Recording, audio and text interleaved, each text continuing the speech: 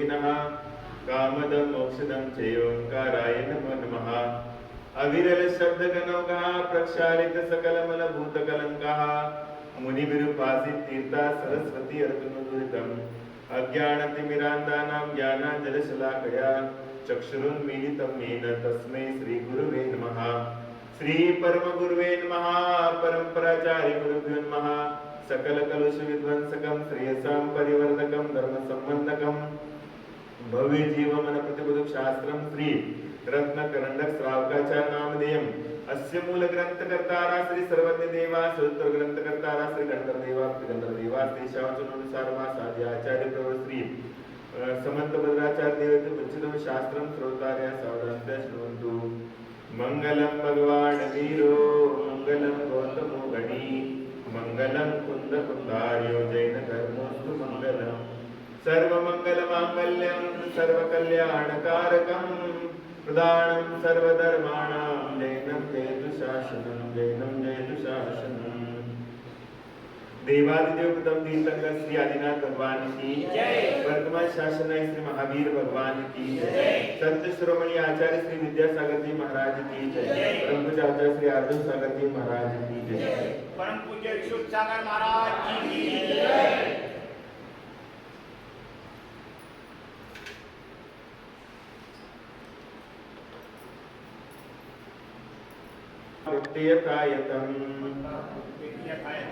जिन शासन महात्म्य प्रकाश शास्त्र भावना अज्ञान तिमिर व्याप्ति मपाकृत्य यथायतम जिन शासन महात्म्य प्रकाश शास्त्र भावना बताते अज्ञान रूपी अंधकार के विस्तार को दूर करते हुए अपनी शक्ति के अनुसार जैन शासन के महात्म्य को प्रकट करना प्रभावनांग है। संसार में जीते हुए सभी लोग अंधकार में जीवन जीने का प्रयास करते हैं। तो इस अंधकार में जीवन से रास्ता दिलाने का काम कौन करता है? तो जो इस रास्ते को प्राप्त कर लिया है, जो भगवान बन चुके हैं, वो क्या करते हैं? अंधकार का नाश करते हुए प्रकाश करने का प्रयास करते हैं। तो उसी तरीके से अज्ञान रूपी अंधकार के विस्तार को दूर करके अपनी शक्ति के अनुसार जैन शासन में महात्मा को प्रकट करना। अपनी शक्ति के अनुसार क्या करना है कि आपकी जितनी शक्ति है उसके अनुसार एकासन करो, व्रत करो। तो ये व्रत करने से क्या होता है? आप जिन शासन का महात्मा प्रकट कर रहे हो, प्रभावना कर रहे हो। आप रात्रि में भोजन नहीं कर रहे हो, तो रात्रि में भोजन नहीं करना भी आप प्रभावना कर रहे हो जिन शासन। स्वपर कल्याण का रास्ता तय कर रहे हो, क्योंकि रात्रि भोजन पाप है और रात्रि भोजन ना करना ये पुण्य का काम है। तो जैसे जो अच्छे रास्ते होते हैं, इन अच्छे रास्ते पर चलने से ही क्या हो जाती है? प्रभावना कहलाती है। आपको अलग से कुछ करने की आवश्यकता नहीं। उस रास्ते पर आप चलते जाओ तो वो प्रभावना हो गई। आपने जिंदगी में कभी किसी की रिश्वतखोरी नहीं करी, जिंदगी में कभी किसी से रिश्वत नहीं लिया, तो क्या हो गया? आपने सत्य मार्ग की प्रभावना करी। रिश्वत नहीं लिया माने क्या है? आपने सत्य मार्ग की प्रभावना करी है। आपने अपने माता पिता के मन को नहीं दुखाया है, तो क्या कर लिया? सही मायने में आपने अपने गृहस्थ जीवन के मार्ग की प्रभावना करी। उसी प्रकार से ये जिन शासन है, जिन शासन के मार्ग पर चलते समय जैसा बताया गया है वैसे ही कार्य करते हुए अपने आगे बढ़ा है, इसका नाम प्रभावनांग है। कोई व्यक्ति सुबह उठ करके जिनेंद्र भगवान की पूजा पाठ करने मंदिर आता है, पूजा करता है। ये पूजा करना क्या है? उसका प्रभावनांग है। ये प्रभावना कर रहा है। कोई व्यक्ति सवेरे उठ के धोती दुपट्टा पहन करके मंदिर में आता है, तो सारे लोगों की नजरें कैसे होते हैं? अरे धार्मिक व्यक्ति है, ये धार्मिक व्यक्ति धर्मात्मा व्यक्ति है। तो धर्मात्मा व्यक्ति के पास देखने का नजरिया लोगों का अलग होता है। और जो मंदिर ही नहीं जाता, कभी भगवान के सामने हाथ ही नहीं जोड़ता है, उसके तरफ देखने का नजरिया लोगों का अलग रहता है। ये अलग क्यों है? क्योंकि उसका व्यवहार ये दर्शाता है कि व्यक्ति का अंतरंग कैसा है। तो व्यक्ति का अंतरंग जैसा है वैसे जो दर्शाने का काम है, इसी प्रभावना कहते हैं। यही तो प्रभावना है, प्रभावना कोई अलग बात नहीं है। तो इसलिए कि जितना अपने शक्ति के अनुसार अपन प्रभावना कर सकते हैं उतना अपन को जरूर करना चाहिए। हाँ? जरूर मैंने जरूर करना चाहिए, ये अपना फर्ज है, ये अपना कर्तव्य है, और कर्तव्य का निर्वाह करने वाला ही श्रावक होता है। सत्य बोलना जरूरी है, लेकिन सत्य का निर्वाह करना भी जरूरी रहता है। हाँ? कि ऐसा नहीं कि अपने कार्य को साबित करने के लिए अपन झूठ बोल करके दूसरे को फंसा करके कोई भी चीज को अर्जित करना, ये पुण्य की श्रेणी में नहीं आता। इसलिए प्रभावना क्या कहलाती है, तो प्रभावना आपको देखते से क्या होना चाहिए, लोगों के दिल में लगना चाहिए कि हाँ ये व्यक्ति बहुत धार्मिक व्यक्ति, धर्मात्मा व्यक्ति, इसके हाथों से कोई गलत काम नहीं हो सकता। अगर ऐसा व्यक्ति आप बन जाओगे तो आपको देखने से ही समझ में आएगा कि ये व्यक्ति फलाना है, जैन धर्म का अनुयायी है और ये गलत काम नहीं कर सकता है। पहले कोर्ट कचहरी में जैन लोगों को गवाही देने के लिए बुलाते थे। जैन लोगों ने अगर गवाही दे दी कोर्ट में तो जज जो होता ना वैसे डिसीजन देता था। क्योंकि पहले लोग जैन झूठ नहीं बोलते थे। वो मर जाएंगे लेकिन झूठ नहीं बोलते थे। तो झूठ नहीं बोलने का कारण ये है कि सभी लोगों में एक तरीके का रुतबा था। और उसके बाद हर जगह पर, चाहे आप रेलवे स्टेशन पे जाओ, चाहे आप एरोड्रम पे जाओ, फ्लाइट में चले जाओ, आपके लिए चाहे विदेश में चले जाओ, विदेश में जाने के बाद आपके लिए जैन थाली मिलती है। जैन थाली मिलती है। ये जैन थाली क्या है, ये जैन थाली क्या है,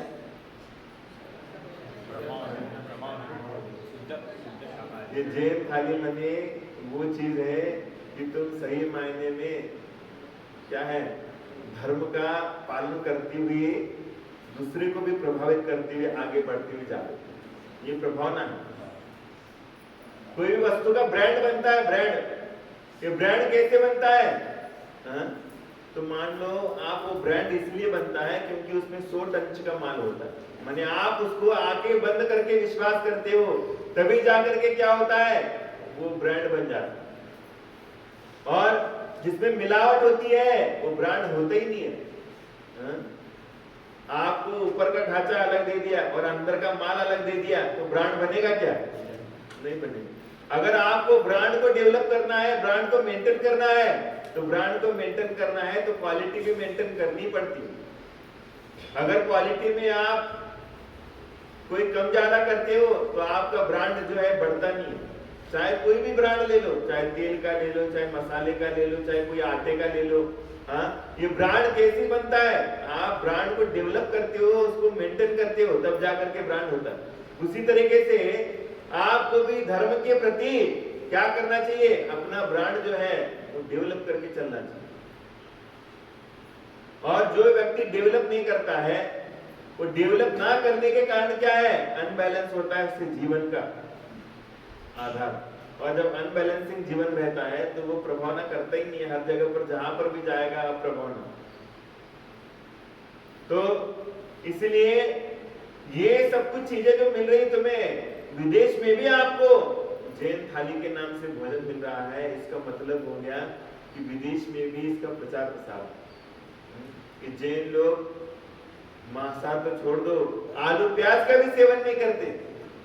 आलू प्याज का भी सेवन नहीं करते हैं। ये वहां के लोगों को क्या हो जाता है, प्रभावित करने वाली चीज होती है। तो ये ऐसा क्यों? क्योंकि ये आपके आचरण के माध्यम से वो लोगों के ऊपर इफेक्ट करता है। जैसे हम भी आचरण करते हैं, आप भी आचरण करते हो, लेकिन साधु से ज्यादा प्रभावित होते लोग क्यों होते हैं? क्योंकि साधु उसका आचरण करता है, पालन करता है। और जब पालन करता है तो सारे लोग जो है आश्चर्यचकित होकर के प्रभावित हो जाते हैं उस चीज के लिए। साधु बहुत सारे हो जाते हैं, लेकिन सारे साधुओं से सारे लोग प्रभावित नहीं होते। कोई गिने चुने लोग होते हैं, उन्हीं के साथ लोग प्रभावित रहते हैं। ये ऐसा क्यों होता है? क्योंकि उसकी साधना, उसकी तपश्चर्या, उसका आचरण उनके ऊपर क्या करता है? इफेक्ट करता है। और आप अगर जैसे कोई विद्यार्थी को पढ़ाने जाने वाले टीचर भी होते हैं, टीचर हर क्लास लेता है, लेकिन हर क्लास लेने वाले टीचर का प्रभाव, इंप्रेशन बच्चों के ऊपर नहीं पड़ता। कौन से टीचर का इंप्रेशन पड़ता है? जो हमेशा सादगी पूर्ण और सात्विक, जिसका अंतरंग खुला है, साफ है, उस व्यक्ति का असर बच्चों के ऊपर जरूर पड़ता है। और पढ़ने के बाद यह असर पड़ गया माने वो प्रभावना हो गई। यही प्रभावना है। अपने शक्ति के अनुसार आपको अपने नीतिमान जो मूल्य होते हैं, जो आचार संहिता होती है, उसका पालन करने का नाम ही प्रभावनांग है। और इससे हट करके अगर कोई व्यक्ति जो है जैन है और जैन होकर के मांसाहार का सेवन कर रहा है, तो क्या कर रहा है वो? वो तो क्या है? धर्म को अप्रभावना कर रहा है, वो धर्म की अप्रभावना कर रहा है। और जैन होकर के कोई आदमी शाकाहार का सेवन करता है, रात्रि भोजन नहीं करता है, तो बिना बोले वो व्यक्ति क्या कर रहा है? जिन शासन की प्रभावना कर रहा है। तो ये जिन शासन की प्रभावना करने का नाम ही अपना आचरण है, इसी को बोलते प्रभावना। प्रभावना माने क्या है? पत्रिका में छपवा करके प्रभावना नहीं होती है। तो प्रभावना माने क्या है? आप जो आचरण करते हो, आचरण का प्रभाव जो अंग के ऊपर पड़ेगा, जिन लोगों के विचारों के ऊपर पड़ेगा, तो सही मायने में प्रभावना के अंतर्गत आने वाली चीज होती है। इसलिए पूजा तप आदि के विषय में अज्ञानवश फैली भ्रांतियों को समीचीन उपायों से दूर करते हुए तप की यथायोग्य स्थिति प्रकट करना प्रभावनांग है। जयति जिनः, जो विजयी हो, जो जीतता हो, वह जिन कहलाता है। जो जीतता है, किसको जीतता है? इंद्रियों को जीतता है, वही जिन कहलाता है। और संसार में सबसे बड़ी उपलब्धि क्या है? अपनी इंद्रियों को जीतना सबसे बड़ी उपलब्धि। दूसरे के ऊपर विजय प्राप्त करना बड़ी उपलब्धि नहीं है, अपने आप की इंद्रियों के ऊपर विजय प्राप्त करना ये बड़ी उपलब्धि कहलाता है। इसलिए वो जिन कहलाता है। खाने के ऊपर कंट्रोल है, स्पर्श इंद्रिय के ऊपर कंट्रोल है, घ्राणेंद्रिय जो सूंघने के विषय उसके ऊपर कंट्रोल है, चक्षु इंद्रिय जो है, चक्षु इंद्रियों के जो विषय रहते हैं उसके ऊपर कंट्रोल है, कर्णेंद्रिय जो है, कर्णेंद्रियों के ऊपर भी विजय प्राप्त किया है। ये पंचेंद्रियों के ऊपर जो विजय प्राप्त करता है, वही व्यक्ति क्या करता है? वो जिन कहलाता है। और जीतता हो किसको? किसी दूसरे को नहीं, क्योंकि जो दूसरे किसी को जीतने वाला होता है वो किसी के द्वारा जीता भी जाता है और उसे भी जीतने वाला कोई होता है। आपने किसी को जीत लिया तो जीतने के बाद आपको भी कोई जीतने वाला होगा। आप शेर है तो आपके सामने 1.25 शेर पैदा होने वाला। आप दूसरे को झुकाते हो तो आपको भी झुकाने वाला तैयार होना है। इसलिए सबसे पहले बताते हैं, जो भगवान के सामने जो झुकना जानता है वही औरों को झुका सकता है। जो झुक सकता है वही औरों को झुका सकता है, और जो झुकता नहीं है वो औरों को कैसे झुकाएगा? इसलिए नियम कानून ये कहलाता है कि विनम्रता ये कहलाती है कि सबसे पहले आपके अंदर विनम्र स्वभाव होना चाहिए, विनम्रता आनी चाहिए, तब जाकर के आपकी वाहवाही होती है और आप दूसरे के ऊपर क्या कर सकते हो? विजय प्राप्त कर सकते हो, अपने आप के ऊपर विजय प्राप्त कर सकते हो। दूसरे के ऊपर विजय प्राप्त करने वाला सही में जीता हुआ विजयी माना नहीं जाता। जो स्वयं के ऊपर विजय प्राप्त करता है वो विजयी माना जाता है, वो जिन कहलाता है। इसलिए जैसे कोई एक राजा अपने कमजोर राजा को जीतकर अपने काबू में कर लेता है, परंतु वह भी अपने से जबरदस्त राजा के अधीन होता है, उसकी आज्ञा को उसे भी मानना पड़ता है। जैसे कोई आदमी ग्राम पंचायत का चुनाव लड़ देता है तो ग्राम पंचायत में पंच बन जाता है, क्योंकि पंच दबता किससे है? किससे दबता? पंच दबता है सरपंच से, हैं? सरपंच किससे दबता है? सरपंच ऊपर ऊपर वाले के जो नेता लोग होते हैं, हाँ? सरपंच वगैरह जो लोग हैं वो विधायक के द्वारा दबे जाते हैं, विधायक दबाता है उनको। जिला परिषद सदस्य होते हैं या फिर नगर सेवक होते हैं, इनको कौन दबाता है? विधायक होता है, वो दबाता है, उसकी अधीनता में इनको काम करना पड़ता है। विधायक को कौन दबाता है? अब ये दूसरे को दबा रहा है तो इसको भी दबाने वाला है कि नहीं? हाँ? अब इसको कौन दबाएगा? हाँ? इसको दबाने वाले भी ऊपर वाले बैठे, हाँ?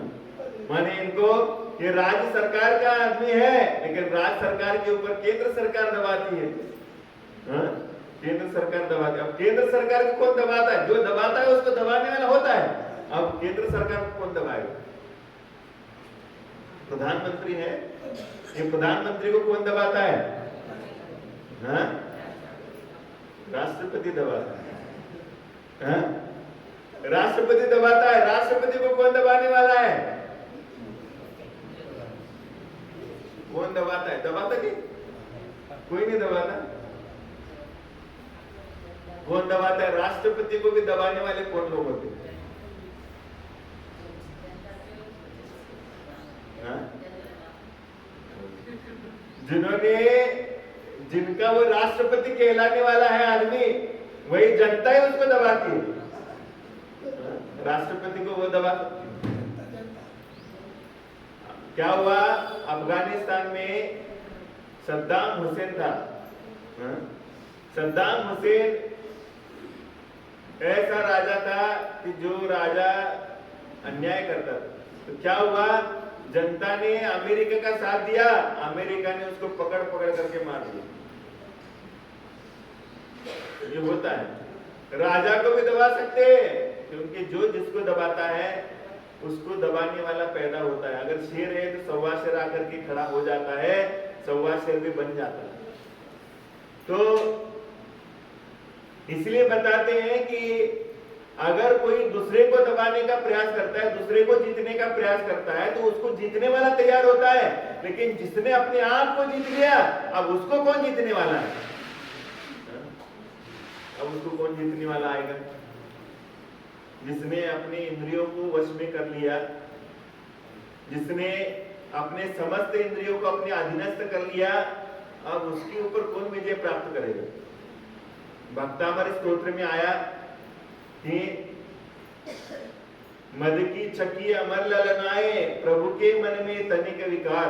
ऐसे बैठे भगवान जाप में, ध्यानस्थ बैठे हैं, और ध्यानस्थ बैठने के बाद स्वर्ग की अप्सराएं आ रही हैं, और अप्सराएं आकर के भगवान के सामने नृत्य गान गा रही हैं। नृत्य गान गा रही है तो भी क्या उन भगवान का ध्यान विचलित हो सकता है? हाँ? हो सकता है क्या? नहीं हो सकता। क्यों नहीं हो सकता? क्योंकि उन्होंने अपनी इंद्रियों के ऊपर जीत प्राप्त कर ली, और जिन्होंने अपनी इंद्रियों के ऊपर विजय प्राप्त नहीं किया है उसकी नजर तुरंत दूसरे की ओर जाती है। वो देखता है कि सामने क्या चल रहा है। अगर मैंने सोच लिया कि संसार में सब नश्वर है, सब नश्वर है, कुछ भी चीज जो है शाश्वत नहीं है, ना नृत्य शाश्वत है, ना गाना शाश्वत है, ना कोई स्त्री शाश्वत है, ना कोई घर मकान दुकान, सब नश्वर है, ऐसा जान करके मैंने आंखें बंद करके बैठ लिए, तो सामने कितना भी अच्छे से अच्छा नृत्य हो रहा हो, कितना भी अच्छे से अच्छा भजन हो रहा हो, तो भी आंखें नहीं खुलेगी। खुलेगी क्या? नहीं खुलेगी। क्यों नहीं खुलेगी? क्योंकि उसने अपने आप को जीत लिया। और अगर आपने आप को नहीं जीता है तो आप अपने आप को नहीं जीतने के कारण क्या है कि दूसरे को जीतने का प्रयास करते हैं। अगर किसी टीचर ने बोला कि तुमने पढ़ाई क्यों नहीं करी है, तो सबसे पहले विद्यार्थी जवाब देता है मेरे बाजू वाले ने पढ़ाई क्यों नहीं करी है, इसलिए मैंने पढ़ाई नहीं करी। हाँ? और कहते हैं आप मेरे को क्यों पूछते हो बार बार, दूसरे को भी तो पूछो, दूसरे को पूछो। अरे आपको समझना चाहिए, आपको पूछ रहे हैं माने आपकी तरक्की का रास्ता जल्दी खोल रहे हैं, ये आपके दिमाग में नहीं आ रही। आपको लग रहा है आप ही को क्या कर रहे हैं, टारगेट करके कार्य किया जा रहा है, लेकिन आपके लिए टारगेट किया जाता है। क्यों? क्योंकि आप में जल्दी सुधार आ जाए, इसलिए आप में क्या किया जाता है, आपको बुला बुला करके बताने की चेष्टा की जाती है कि आप सुधर सकते हो जल्दी। और जिसको सुधारने की संभावना कम होती है उसकी तरफ कोई बात करता क्या, कोई बोलता क्या उसके लिए? कुछ भी नहीं बोलेगा, उसको क्यों बोलेगा? इसलिए जिसकी सुधार की चांसेस ज्यादा रहते हैं उसके लिए बोलने का प्रयास होता है, लेकिन जिसमें सुधार की कोई संभावना नहीं रहती ज्यादा, उसको बोल करके भी क्या फायदा है? काला अक्षर भैंस बराबर। भैंस को तुम कितना भी ई पढ़ा दो, अपने घर में जाकर के प्रयोग कर लो इस चीज का। भैंस को बोलना कि तू क्या करना, पानी जो है मचा के मत पिया करे, पानी को क्या है साफ सुथरा ही पिया करे, ऐसा भैंस को सिखाओ तुम।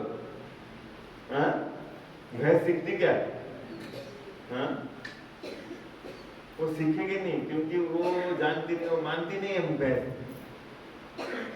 और उसको तुम कितना भी पढ़ा दो अक्षर, उसके पीठ के ऊपर क्या है, काले अक्षर से लिख दो, तो काला अक्षर क्या है, भैंस बराबर, माने काला ही काला दिख जाएगा, वो दिखेगा ही नहीं किसी के लिए।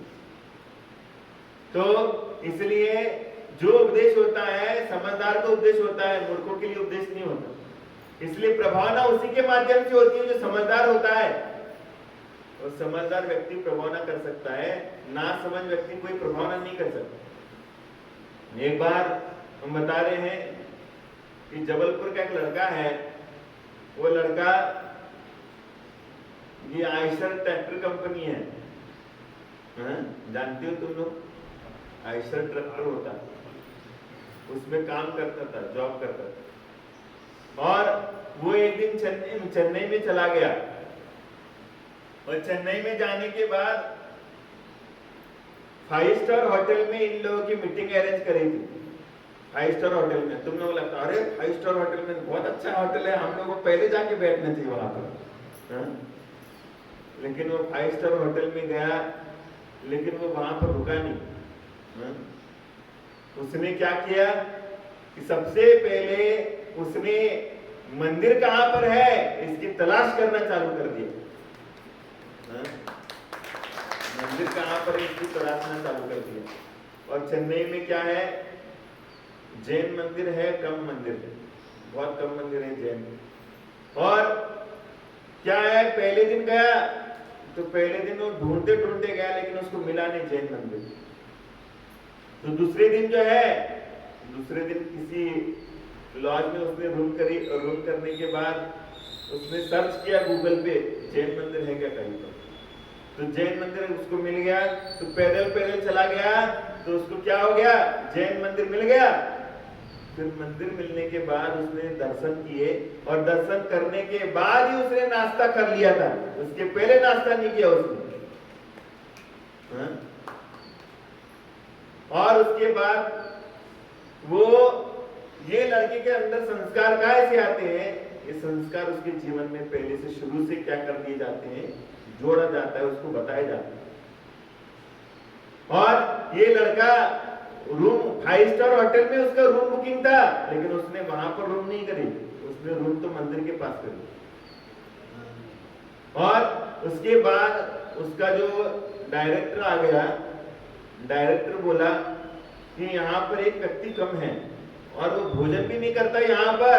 देखो, वो भोजन भी नहीं करता था वहां पर होटल में।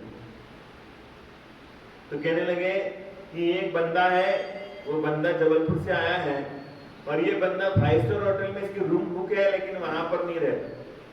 और जब अपन भोजन करवाते सभी का, वो भोजन नहीं करता उसमें।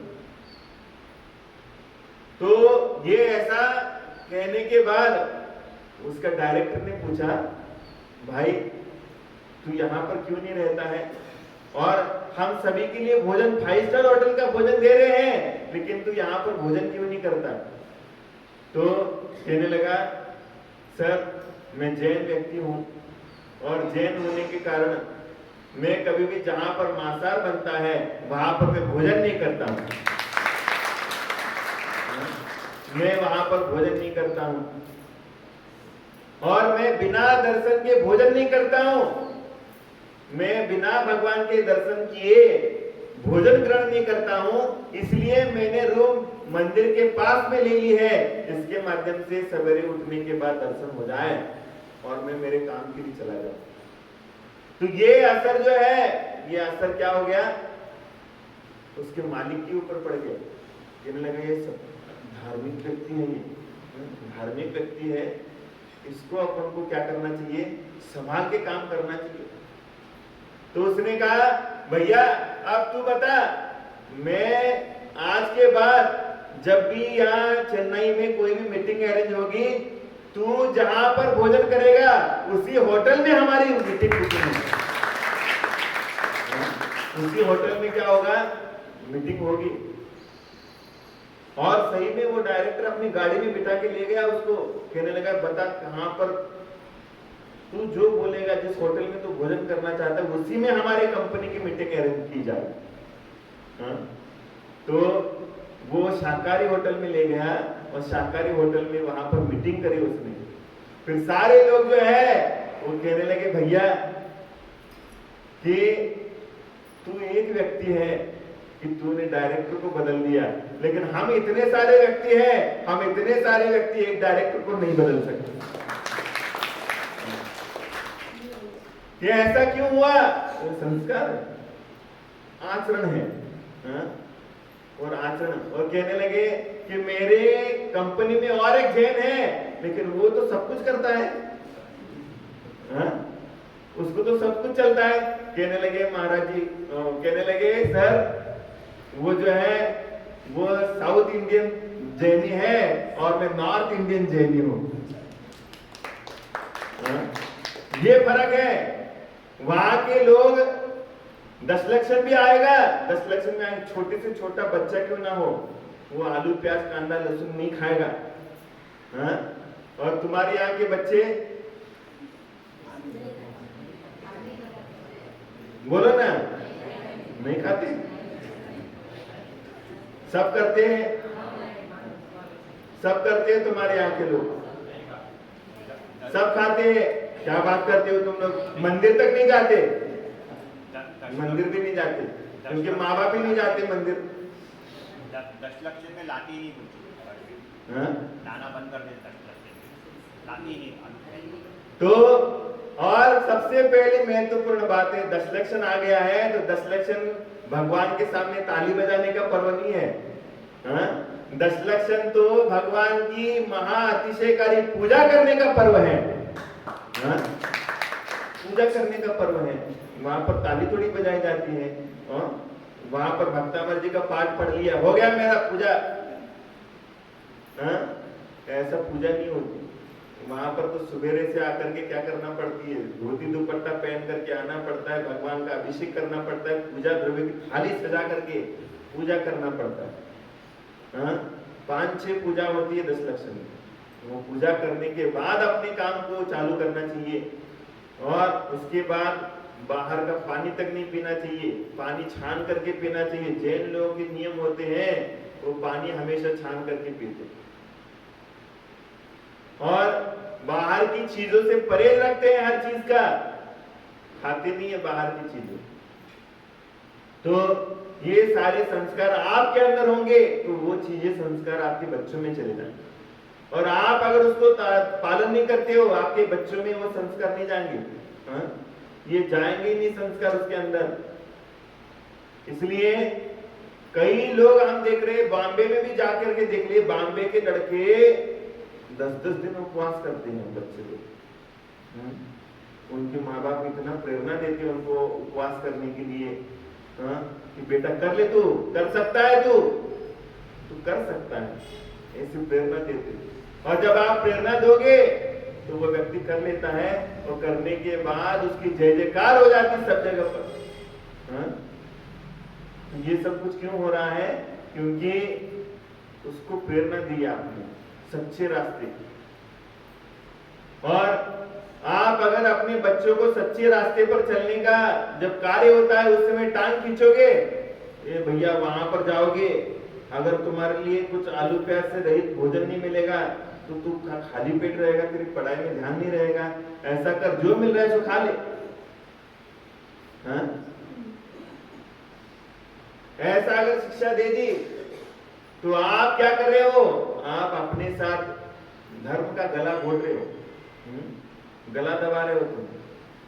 और इसलिए बहुत अच्छे संस्कारों के साथ ऐसी जगह पर जाना नहीं चाहिए जहां पर धर्म की रक्षा नहीं होती, और ऐसी पढ़ाई भी नहीं करनी चाहिए है जिसके माध्यम से धर्म क्या हो जाता है,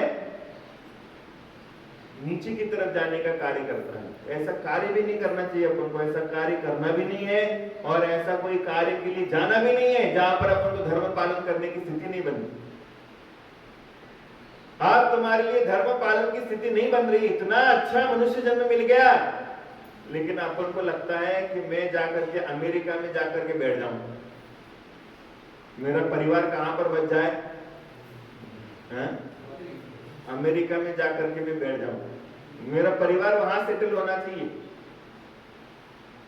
अरे परिवार तुम्हारा अमेरिका में गया, क्या तुम क्या स्वर्ग में जाकर के बैठ जाओगे? बताते हैं कि चक्रवर्ती जैसा धन भी मेरे लिए नहीं चाहिए।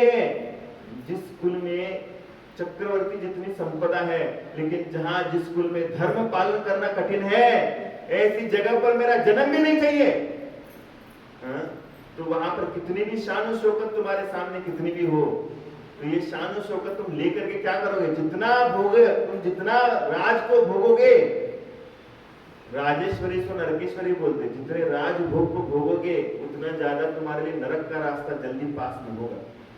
हाँ? उतना ज्यादा जितनी सुख सुविधाओं में जियोगे, मर्सिडीज कार क्या, एसी क्या, 10-10 एसी लगे तुम्हारे घर में, अगर समझ लो तुम्हारे घर में हर कमरे में एसी है, हाँ? तुम चालू नहीं करते एसी को, लेकिन तुमने चालू एक ही एसी करी है, लेकिन 10 एसी का पाप तुम्हारे माथे आने वाला।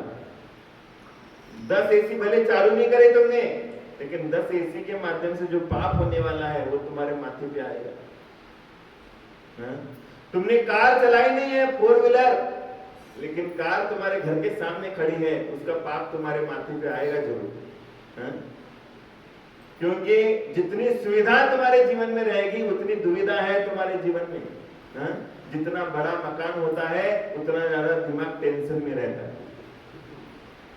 हाँ? जितना बड़ा मकान है उतना ज्यादा दिमाग में टेंशन है। क्यों है? क्यों है? तुम भी चोर, रात को सोने देता ही नहीं है, रहती ही टेंशन। आज सवेरे निकलोगे, रात को तुम्हें वापस आने की पड़ी रहती। क्यों? अरे चोर घुस जाएगा तो, लूट लेगा तो, ये सब टेंशन है। अरे टेंशन है ये, और इसी के कारण क्या है, ना तुम सही से नींद ले पाती हो, ना सो सकते हो, ना उठ के बैठ सकते हो। इसलिए अपनी सुविधाओं को मर्यादित करो, इतने बड़े बड़े ख्वाब मत देखो। हाँ? क्योंकि आप इतने बड़े बड़े ख्वाब देखोगे तो ये धर्म की प्रभावना नहीं है। आप ये सोच रहे हो मैं, मेरा बेटा बड़ा काम करके इंजीनियर बन करके विदेश में जाकर के काम करना चालू करे, ये धर्म की प्रभावना नहीं है, तुम्हारे धर्म की हानि है। हम लोगों के सामने आकर के तुम ये मत बोलना कि मेरा बेटा विदेश में सेटल हो गया है, महाराज जी आशीर्वाद दे दो उसको। हाँ? मेरा बेटा विदेश में सेटल हो गया, महाराज आशीर्वाद दे दो। हम कहेंगे तू भी जाकर के रह ले उसके साथ,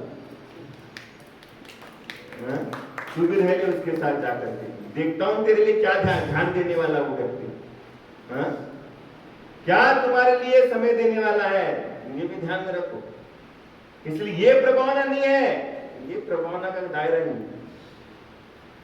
दायरा कहां तक होता है कि जहां तक सीमित वस्तु है, सीमित दायरे के साथ जीवन जीने का प्रयास होता है, तब जाकर के व्यक्ति का व्यक्तिमत्व खुला हो जाता है। आज रिसेंटली एक शादी हो गई, किसके, अंबानी के घर की शादी हो गई। हाँ? अंबानी के घर की शादी हो गई, लेकिन उनका एक संस्मरण मेरे को पढ़ने में मिला किताब में। ये तीनों बच्चे थे मुकेश अंबानी के, और तीनों के तीनों बच्चे कहां पर पढ़ते थे? सामान्य स्कूल में पढ़ते थे। हाँ? सामान्य स्कूल में पढ़ाई करते थे। इतना बड़ा परिवार है, लेकिन बच्चे कहां पर पढ़ाई करते थे? सामान्य परिवार, सामान्य स्कूल में पढ़ाई करते थे। और सामान्य स्कूल में पढ़ाई करते थे, और ये बच्चों के लिए इतना पॉकेट मनी नहीं देते थे कि जाकर के उड़ा के आ जाए वहां पर। हाँ? उन बच्चे को डेली 10 रुपए मिलते थे। हाँ? 10 रुपए देती थी वो, तीनों बच्चों में 10 रुपए उसकी माँ। और वो बच्चे जब जाते थे स्कूल में, तो स्कूल में जाने के बाद सारे जो उसके कलीग्स होते, सारे स्टूडेंट्स, उसके मित्र होते हैं ना, उसको चिढ़ाते थे। हाँ? कहने लगे कंजूस आदमी है, इतने बड़े अमीर आदमी का लड़का है और कुछ खर्चा ही करता नहीं है। हाँ? कुछ खर्चा करते ही नहीं। तो वो सारे बच्चों ने उसकी चीड़ रख दी। हाँ? कंजूस मारवाड़ी। हाँ? क्या रख दी नाम? कंजूस। और वो क्या है, कंजूस कंजूस ऐसा करके बच्चे चिढ़ाने लगे। और वो बच्चे जाकर के अपनी माँ से कहते हैं, माँ मेरे लिए सारे दोस्त चिढ़ा रहे हैं, तुम मेरे को पैसे क्यों नहीं देती? हाँ? इतने सारे पैसे हैं, वो पैसे क्यों नहीं देती? तो कहने लगे बेटा अभी मैं तेरे को समझ में नहीं आएगा, अभी ये सब चीज समझ में नहीं आएगी। हाँ? अपन का बेटा कहता है मैं कहां पर जाऊंगा, ऑक्सफोर्ड में पढ़ने जाऊंगा। तो यहाँ का जो बाप बेटा है ना यहाँ का, वो कहेगा बेटा तेरे को ऑक्सफोर्ड में पढ़ना है, ठीक है मैं अपना मकान बेच देता हूँ। हाँ?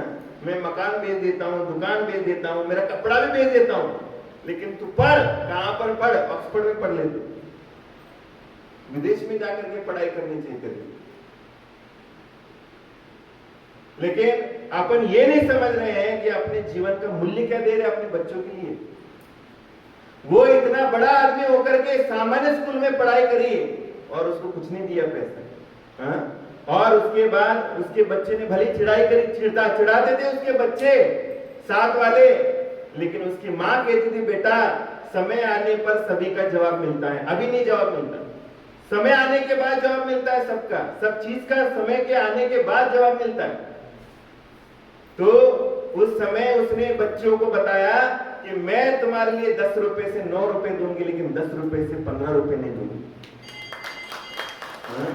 10 रुपए के 15 रुपए नहीं मिलेंगे तेरे। और वो बच्चे जाते थे, पढ़ाई करके आते थे, और धीरे धीरे धीरे धीरे बच्चे बड़े हो गए।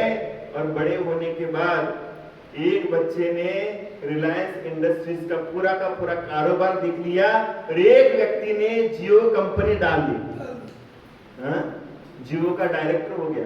ये दिमाग आया कहां से? हाँ? जियो का डायरेक्टर बन गया वो छोटा वाला लड़का। ये आया कहां से?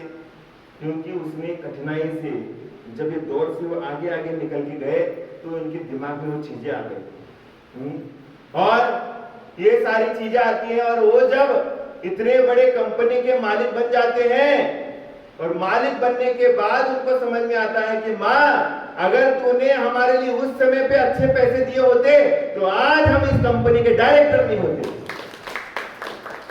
आज हम इतने लायक नहीं बनते। अगर माँ ने उस समय उस बच्चों को पैसे दिए होते, क्या बच्चे कंपनी संभाल लेते? हाँ? संभाल लेते? अब पापा है तब तक ठीक है, बच्चे संभाल लेते, वो तो अय्याशी कर लेते। इसलिए अपने जीवन में प्रभावना क्या है? अपनी नैतिकता के साथ जीवन जीना है। आज अपन उस व्यक्ति के दायरे को देखोगे, आज अपन कहीं पर भी रिलायंस का जो भी इंफ्रास्ट्रक्चर जाकर के देखोगे, वहां पर तुम कभी नॉनवेज नहीं खा सकते। उसके जितने भी एम्प्लॉयज हैं, वो एम्प्लॉयज भले ही कोई भी नॉनवेज खाने वाला क्यों ना हो, लेकिन वो टिफिन लेके नहीं आ सकता वहां पर खाने के लिए। और विदेश के भी लोग आएंगे उनके पास, तो विदेशी लोगों को वो क्या करते हैं, नॉनवेज नहीं खिलाते। और एक जैन भाई की यहाँ पर कोई व्यक्ति रात में आता है तो जैन लोग उसको रात में खिला देते हैं, रात में खिला देते हैं। ये धर्म की प्रभावना है। वो इतना बड़ा इंडस्ट्रियलिस्ट होकर के वो उसके दायरे में अगर कोई आएगा, मांसाहार नहीं खिला सकता, कोई खा नहीं सकता उसके दायरे में, पूरा वेजिटेरियन खिलाएगा वो सबको। और तुम्हारे घर में अगर कोई व्यक्ति आएगा रात में, तुम उसको बना के खिला दोगे? खिलाओगे? ये धर्म की प्रभावना है। तो वो व्यक्ति इतना फॉलो कर रहा है, लेकिन अपन कुछ नहीं करते, फॉलो नहीं करते। अपन बस स्टैंडर्ड मेंटेन करते हैं कि भैया मेरे को कोई बुरा नहीं बोलना चाहिए, मेरे को कोई आंख नहीं दिखाना चाहिए। अरे तुमने अगर तुम्हारे घर में आने के बाद अच्छी अच्छी 4 बातें बताई उसको, तुम्हारा बहुत बड़ा प्रभाव उसके जीवन में पड़ता है। लेकिन तुम शराबी के साथ शराब पीने बैठ जाओगे तो उसको शराब पीने आदत है उसको, तुम भी शराब का एक खंबा लेके दे दोगे, पी ले भैया, तो क्या होगा? शराबी के साथ शराबी बन जाओगे। इसका असर कोई जीवन में नहीं आने वाला तुम्हारा। इसलिए प्रभावना क्या कहलाती है? अपने जीवन में बहुत उत्कृष्ट विचार आना चाहिए, आचरण आना चाहिए। और जब ये आचरण आपके जीवन में आएंगे तो जाकर के दुनिया तुम्हारे चरणों में आ जाएगी। अपन को दुनिया के चरणों में जाने की आवश्यकता नहीं है। अच्छाई की तरफ सभी लोग आज भी पसंद करते हैं, अच्छाई को। अच्छाई को आज भी लोग पसंद कर रहे हैं, लेकिन बुराई को कोई पसंद करता है क्या? चाहे कितना भी व्यक्ति कहां पर भी रहे, बुराई को कोई भी व्यक्ति पसंद नहीं करता। इसलिए आप अच्छे बनने की चेष्टा करोगे तो आपके जीवन में अच्छाई आनी चालू हो जाएगी। और आप यहाँ पर जितना दिखावा करोगे, जितना बड़ा दिखावा करोगे, उतना ज्यादा नुकसान आप लोगों को होने वाला है। सबसे ज्यादा नुकसान आप अपने आप को हाईलाइट मत करो, आप अपने धर्म को हाईलाइट करो। आपको देखने के बाद ये समझ में आना चाहिए कि ये व्यक्ति जैन है, ये जैन व्यक्ति है, ये जैन व्यक्ति कभी गलत काम कर नहीं सकता। ये आपके जीवन में आना चाहिए, ये तरीका होना चाहिए, तब जाकर के आपके पास में धर्म की प्रभावना हो जाए।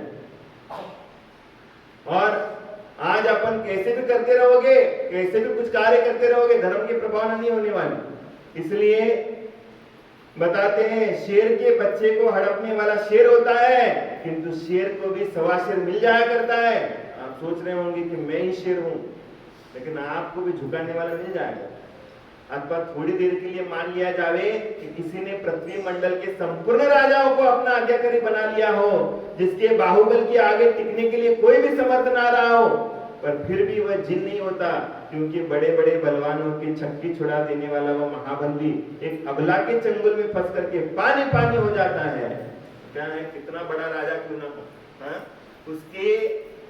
उसका अधिकार सब राजाओं पे चलता है, लेकिन उसको भी परास्त करने वाला होता है। एक नारी अगर उसके सामने आ जाए तो क्या हो जाता है, उसका पूरा बाहुबल पानी पानी हो जाता है। बड़े बड़े शूरवीरों के लोहमयी बाणों से जिनका बख्तर नहीं छिन पाया, उसका वही बख्तर अबला के कटाक्ष बाणों से चूर चूर हुआ देखा जाता है।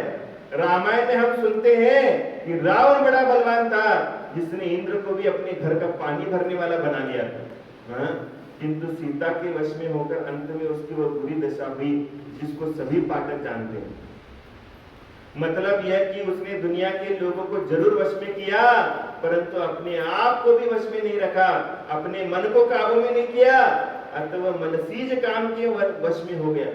अपने दुनिया को तो वश में कर लिया, दुनिया की पढ़ाई तो कर ली, लेकिन अपने आप को जीतने की पढ़ाई नहीं करी तुमने। बच्चों को तो बहुत अच्छी अच्छी पढ़ाई पढ़ा रहे हो, अच्छे अच्छे स्कूलों में डाल रहे हो, लेकिन उसको जीवन जीने के तरीकों की शिक्षा नहीं दे पा रहे। इसलिए अंत में उसकी बुरी दशा होती है। मतलब यह कि उसने दुनिया के लोगों को वश में किया, अपने आप को वश में नहीं किया। जिस काम के वश में सर्वसाधारण मनुष्यों की बात ही क्या, बड़े बड़े देवदानव भी उसके वश में पड़े हुए हैं, और जो काम के वश में होता है उसे दुनिया के वश में होना पड़ता है। इसलिए दुनिया को जीतने के लिए काम को जीतना जरूरी है, और जिसने काम को जीत लिया वही वस्तुतः जिन होता है, सर्व विजेता कहलाने का अधिकारी होता है। जिसने काम विजयी हो गए, जिसने काम को जीत लिया, वो सर्व विजयी हो गए। मार जिल्लो के जिन ऐसा अमर कोश में भी कहा गया है। और यह भी ठीक है, जिसने काम को जीत लिया, जिसको किसी भी प्रकार की इच्छा नहीं रही, उसके हर्ष विषाद मद मत्सर वगैरह सभी तरह के मानसिक विकार दूर हो गए, फिर यमराज भी कुछ बिगाड़ नहीं सकता। जैसा कि कहा है, जित मद हर्षद द्वेषा, जित मोह परेशो, जित कषाया, जित जन्म मरण रोगो, जित मात्सर्यो जयत सजनः। अर्थात जो हर्ष विषाद आदि सभी तरह के मानसिक विकार भाव से सर्वथा दूर हो, वही जिन है। और उन जिन भगवान का यही आदेश है कि हर एक प्राणी, हर मनुष्य अपने मन और इंद्रियों को काबू में करे। परंतु ये दुनियादारी के लोग अपनी बेसमझी के कारण स्वार्थ में पड़ करके एकांत से इंद्रियों के दास बने हुए, अपने जरा से स्वार्थ के लिए दूसरे का बिगाड़ करने को तत्पर हो जाते हैं। उचित अनुचित का कुछ भी विचार ना कर अन्याय करते हैं, झूठ बोलते हैं, पाखंड करते हैं, सामने वाले को धोखे में डालने की चेष्टा करते हैं, जिससे खुद दुख पाते हैं और दूसरों के लिए भी दुख का साधन खड़ा कर देते हैं। यह सब इसकी बेसमझी का ही परिणाम है। अतः समझदार को चाहिए कि वह अपने मन को उनकी बुरी आदतों से हटाकर सन्मार्ग पर लगाने का विचार करे। किस उपाय से ये लोग ठीक राह पर आवे उसे सोचे, मीठे वचनों से उन्हें समझावे और खुद अपने आप की ऐसी प्रवृत्ति बनावे जिससे आदर्श मान करके लोग उसका अनुकरण करने लग जावे। सबसे पहली बात तो यही है कि जिस राह पर हम लोगों को देखना या चलना चाहते हैं, खुद उस पर चले। परंतु हम देखते हैं कि आज अच्छे अच्छे समझदार कहलाने वाले लोग भी इसके विपरीत हैं। लोगों को भले भले सुंदर सुंदर व्याख्यान देते हैं, परंतु